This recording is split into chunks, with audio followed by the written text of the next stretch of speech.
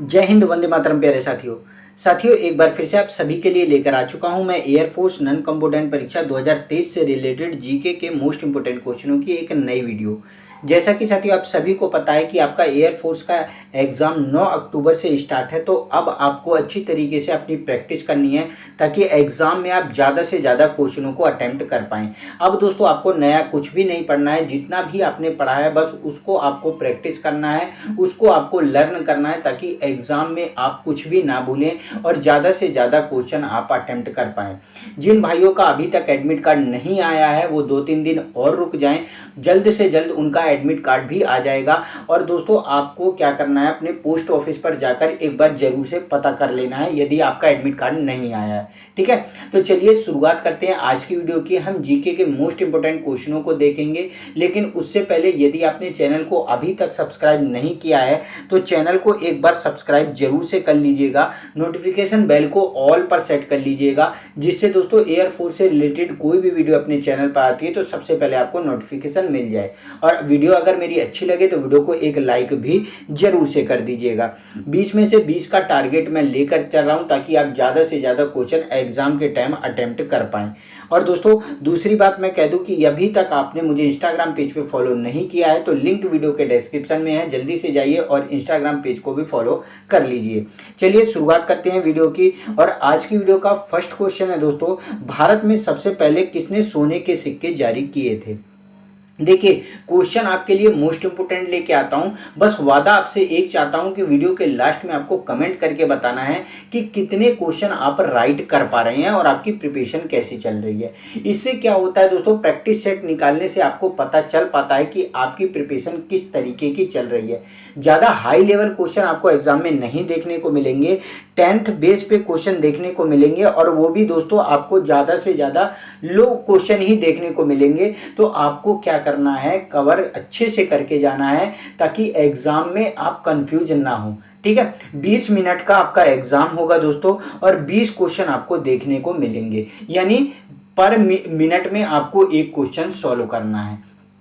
ठीक है, तो प्रिपरेशन उसी तरीके से आपको करके चलनी है। मैंने अपने चैनल पर प्लेलिस्ट बना दी है, सभी वीडियो को मैं ऐड भी कर दूंगा, एक साथ आप सभी वीडियो को आसानी से देख सकते हैं। चलिए इस क्वेश्चन का कौन सा ऑप्शन राइट हो जाता है? भारत में सबसे पहले सोने के सिक्के किसने जारी किए थे? कौन सा ऑप्शन राइट हो जाएगा?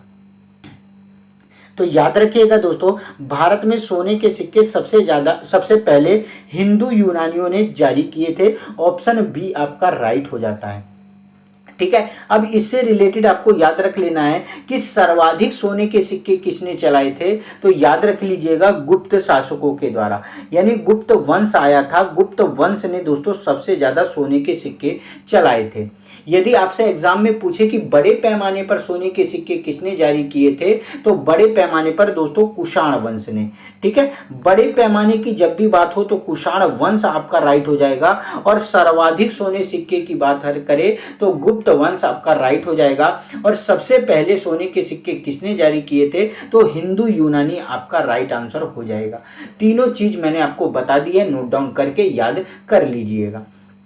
चलिए नेक्स्ट क्वेश्चन की तरफ बढ़ते हैं। क्वेश्चन नंबर सेकंड है, निम्न में से गुप्त वंश का संस्थापक कौन था?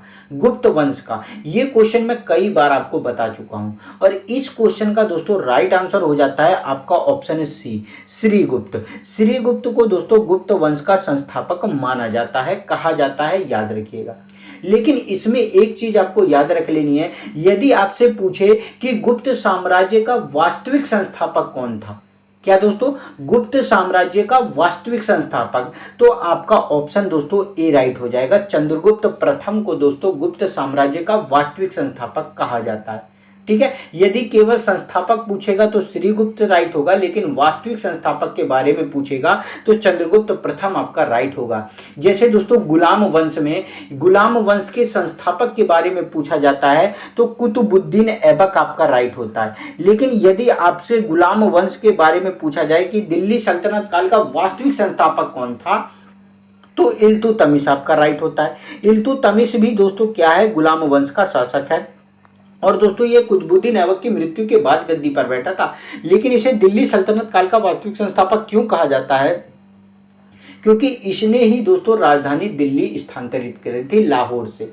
ठीक है। जब कुतुबुद्दीन ऐबक आया, इसने दोस्तों गुलाम वंश की स्थापना करी 1206 ईस्वी में। यहीं से दोस्तों दिल्ली सल्तनत काल की शुरुआत हुई थी। लेकिन 1206 ईस्वी में ये आया तो, लेकिन इसने राजधानी लाहौर बनाई थी। और उसके बाद जब दिल्ली सल्तनत काल में दोस्तों इल्तुतमिश का शासन काल आया, तब इसने राजधानी अपनी दिल्ली स्थानांतरित करी थी। इसीलिए दोस्तों इसको दिल्ली सल्तनत काल का वास्तविक संस्थापक माना जाता है।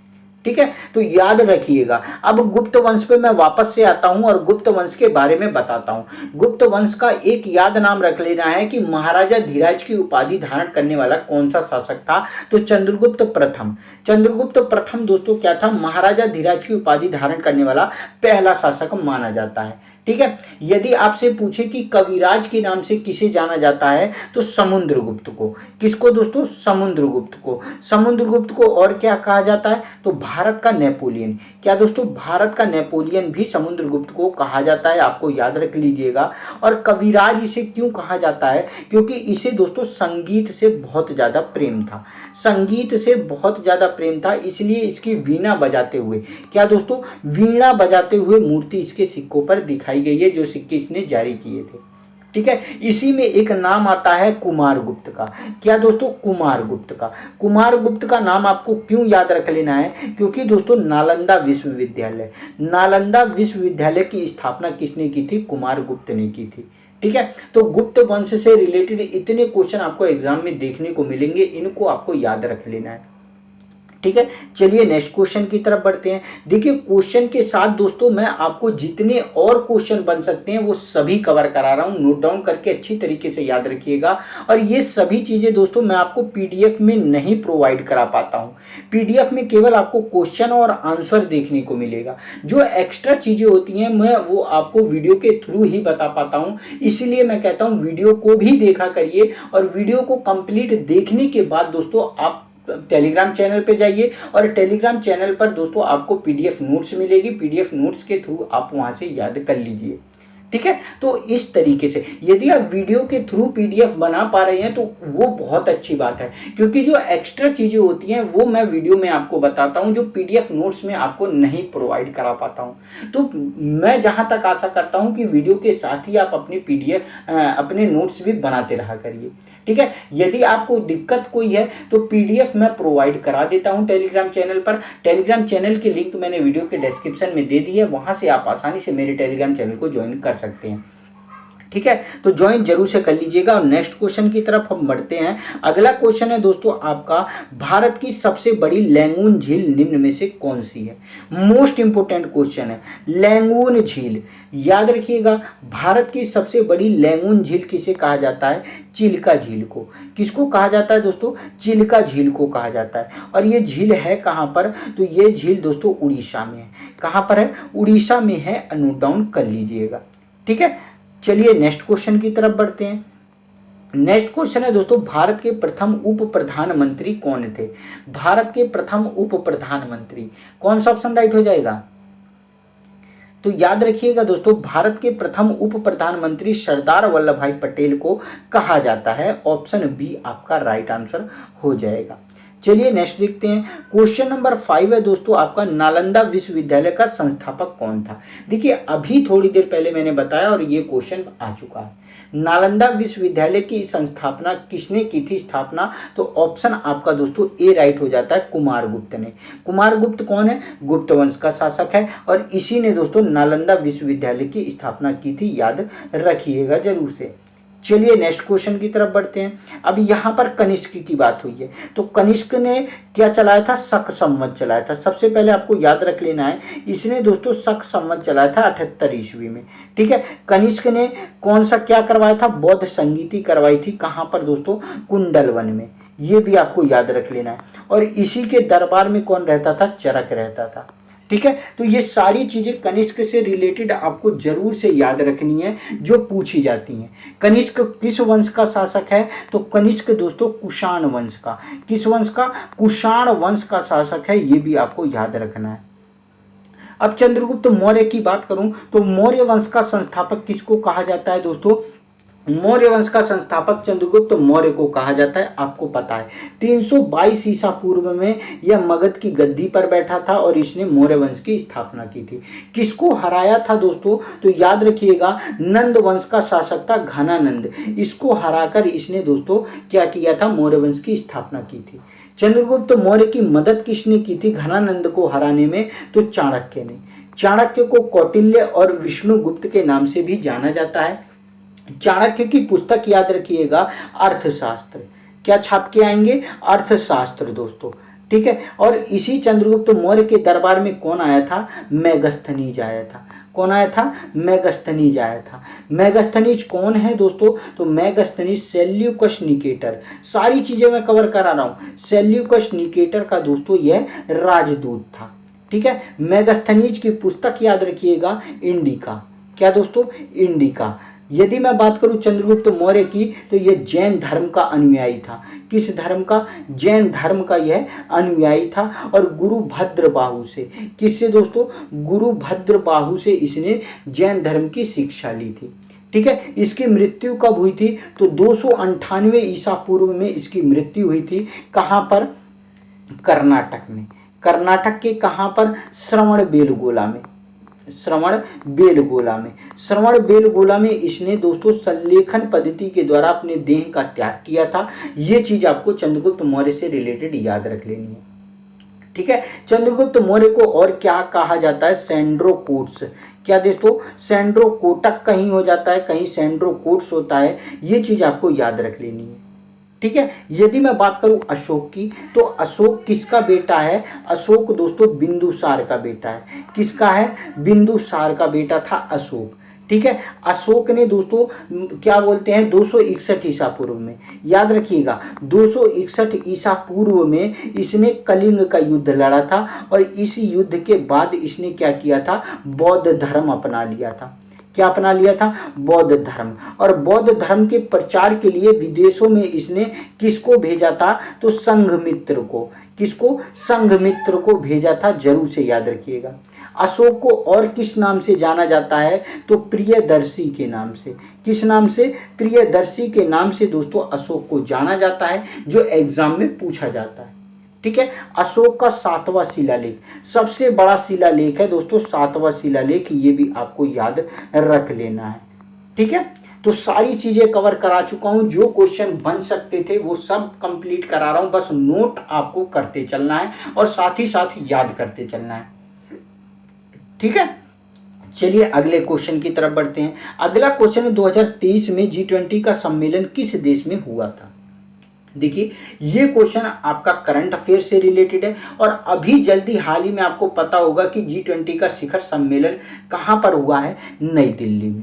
कहाँ पर हुआ है? नई दिल्ली में हुआ है। और किसने किया है? ऑप्शन सी आपका राइट हो जाता है, भारत के द्वारा दोस्तों किया गया है इसका सम्मेलन। अध्यक्षता किसने की थी? भारत ने। लेकिन अब दोस्तों अध्यक्षता भारत ने किसे सौंपी है? तो याद रख लीजिएगा, दक्षिण अफ्रीका को। किसको दोस्तों? दक्षिण अफ्रीका को ये सदस्यता 2023 के बाद भारत ने सौंपी है, नरेंद्र मोदी जी ने सौंपी है, ठीक है। चलिए नेक्स्ट क्वेश्चन की तरफ बढ़ते हैं। क्वेश्चन नंबर 7 है, सरिस्का पक्षी विहार कहां पर स्थित है? सरिस्का पक्षी विहार, कौन सा ऑप्शन राइट हो जाएगा?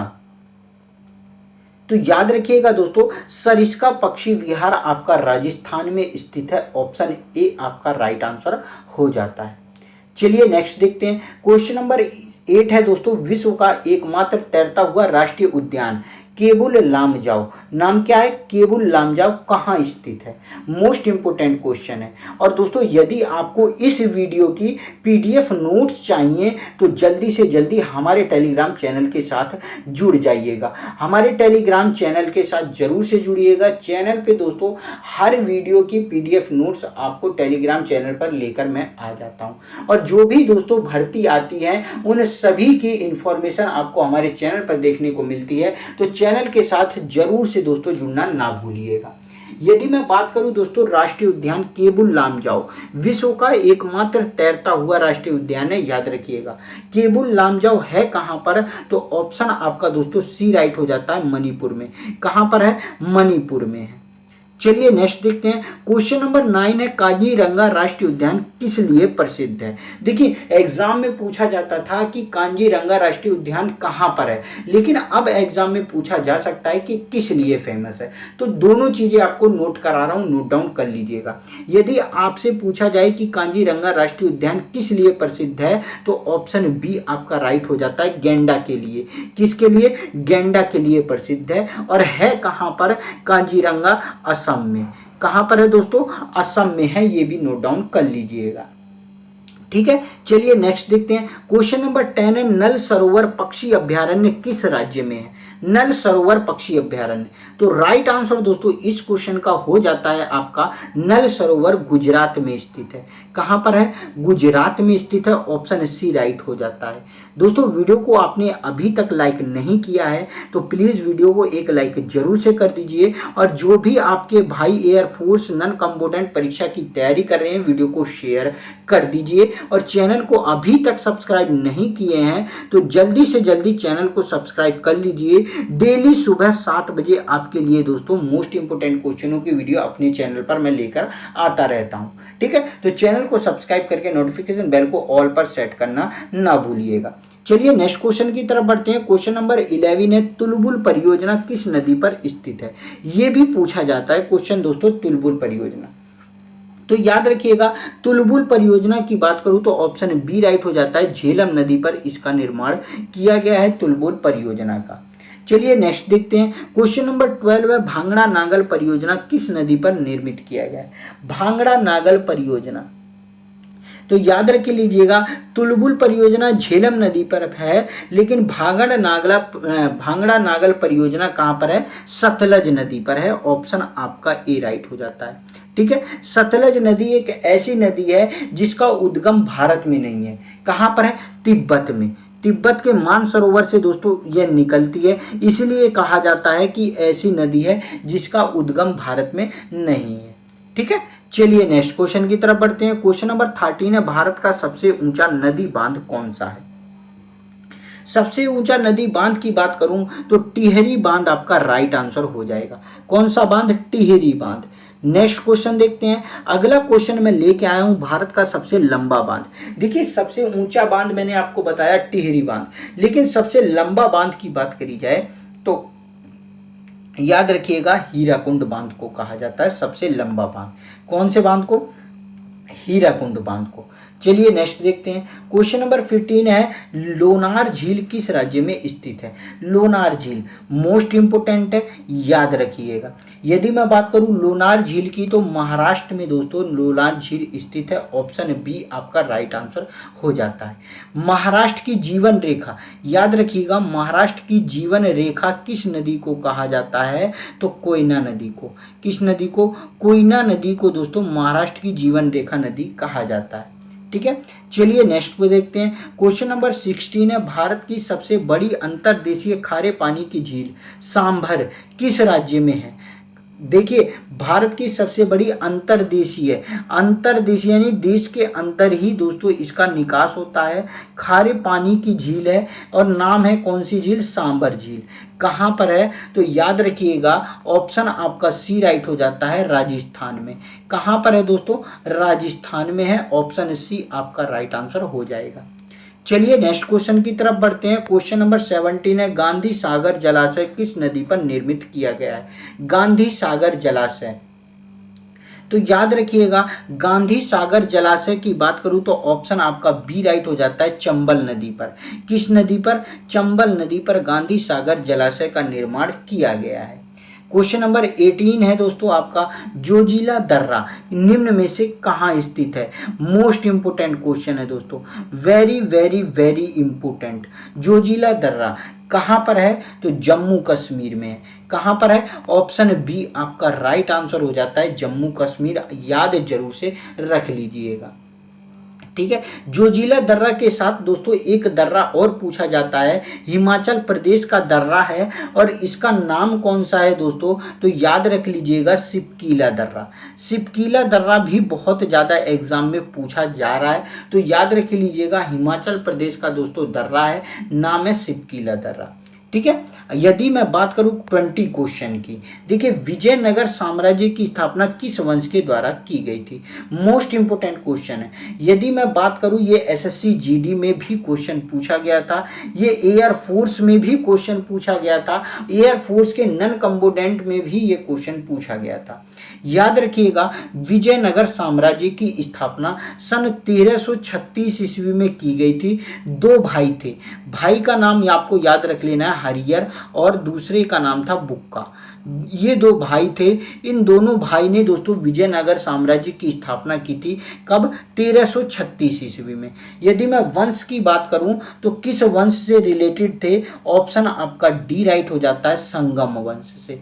किस वंश से? संगम वंश से दोस्तों ये रिलेटेड थे। ये चीज भी आपको याद रख लेनी है। तो आज के लिए दोस्तों इतना ही। टॉप 20 क्वेश्चंस में से आप कितने राइट कर पाए हैं ये एक बार कमेंट करिएगा। एयरफोर्स की आपकी तैयारी किस तरीके से चल रही है एक बार कमेंट करिएगा। किसी टॉपिक को लेकर आपको कंफ्यूजन हो तो कमेंट करिएगा, वीडियो मैं लेकर आ जाऊंगा। ठीक है। यदि वीडियो को लाइक नहीं किए हैं तो एक लाइक जरूर से कर दीजिएगा, शेयर भी कर दीजिएगा, और चैनल को दोस्तों सब्सक्राइब भी कर लीजिएगा। टेलीग्राम चैनल को जरूर से ज्वाइन कर लीजिएगा। टेलीग्राम चैनल की लिंक वीडियो के डिस्क्रिप्शन में मिल जाएगी। और इंस्टाग्राम पेज को, किसको? इंस्टाग्राम पेज को जरूर से दोस्तों फॉलो कर लीजिएगा। इंस्टाग्राम पेज की लिंक मैंने वीडियो के डिस्क्रिप्शन में दे दी है, तो जल्दी से जाइए और इंस्टाग्राम पेज को फॉलो करिए, मेरी रील्स को लाइक करिए। मिलते हैं नेक्स्ट वीडियो में, तब तक के लिए जय हिंद, वंदे मातरम प्यारे साथियों।